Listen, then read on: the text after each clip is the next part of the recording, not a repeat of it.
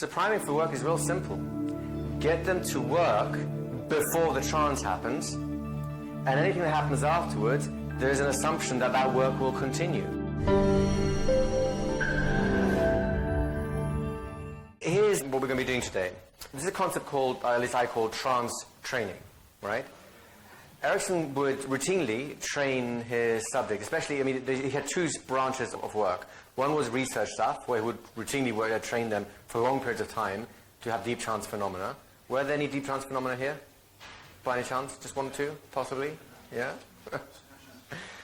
And the other side, of course, he'd work with clinical subjects, helping them with problems and so on. And there, too, there would be some trance training cycles. Of course, they were a little bit more sophisticated in the sense that they would be doing multiple bits of work at the same time, right? So up to this point, we've been working into getting some core tools, language tools, hypnotic sets, and so on. And that already has opened up a lot of unconscious potentials. Would that be fair to say, guys? So now we want to start targeting specifically some hypnotic phenomena.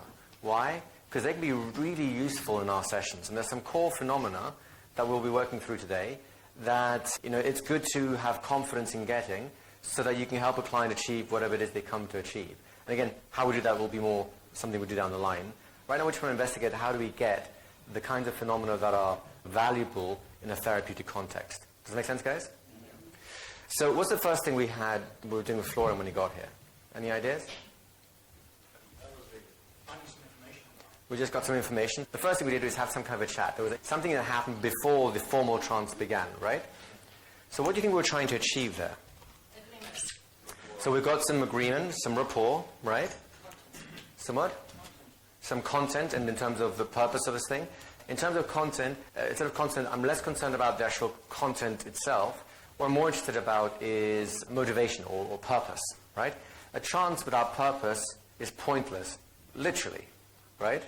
Because, well, what are you going to do? It's like, oh, I just want to sleep, and then I woke up. Great.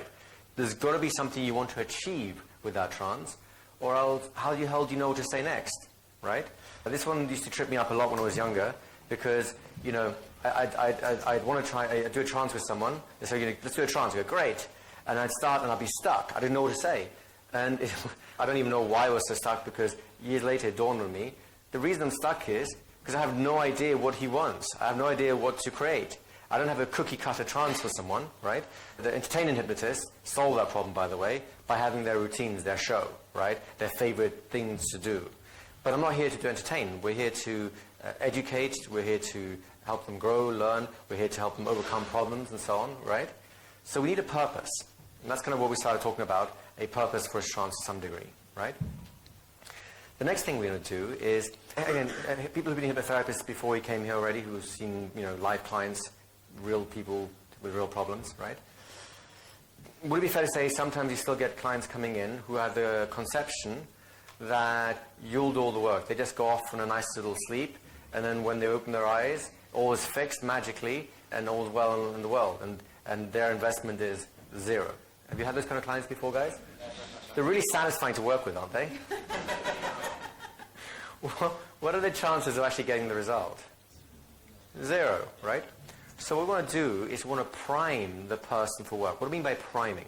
Does anyone here not understand the idea of psychological priming? Put your hand up, it's okay. You all understand psychological priming? No? So psychological priming very simply is this. You create a context within which the unconscious mind will have a certain kind of experience. So I'll give you some examples of the studies of this, right? The classic ones you probably all know about is the subliminals. You know, you're playing a video game, they flash little images of a Coke bottle. At the end of playing the video game, you have a whole bunch of refreshments you can choose. The question is how many people choose the Coke bottle, right? Of course, when the Coke has been primed, a lot more people choose it than when water has been primed or when nothing's been primed. You get the idea? Other versions of this will be you have a room where students does a little task. You know, students are the lab rats of psychologists, as you know, right? And two conditions. In one, they just do their thing in a neutral room. The other one, the room is identical, except they've piped in a mild scent of lemon, right? At the end of their task, they give them a little cookie or something as a reward.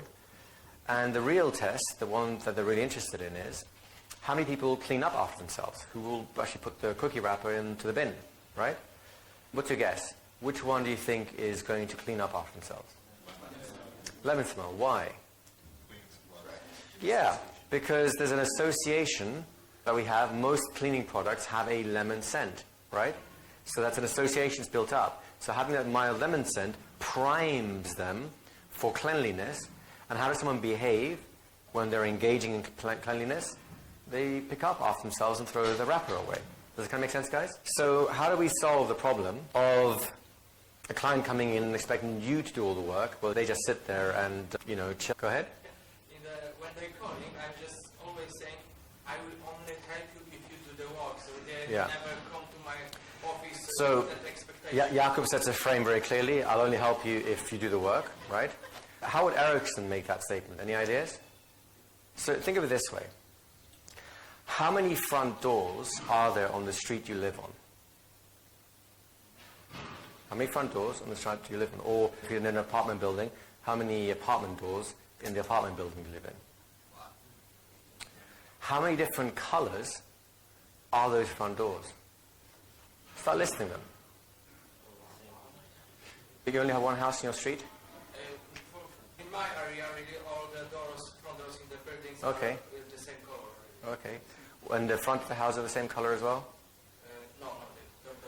Oh, okay. So how many different colors are the fronts of those houses? Just list the colors. List the colors. For example, 12. Not for example, list the colors. Okay. Now he's working. Did you see what happened? Yeah. Right? So priming for work is real simple. Get them to work before the trance happens, and anything that happens afterwards, there is an assumption that that work will continue. The more you want them to work in trance, the more you get them to work out of trance first. And the kind of work you'd like them to do in trance, well, you can parallel that in some way outside of trance. Do you want them to be more cognitive, a bit more emotional? Do you want them to go searching for information? Do you want to do memories? You can prime, or in Ericksonian terminology, seed, for any experience by what precedes the trance. You get the idea?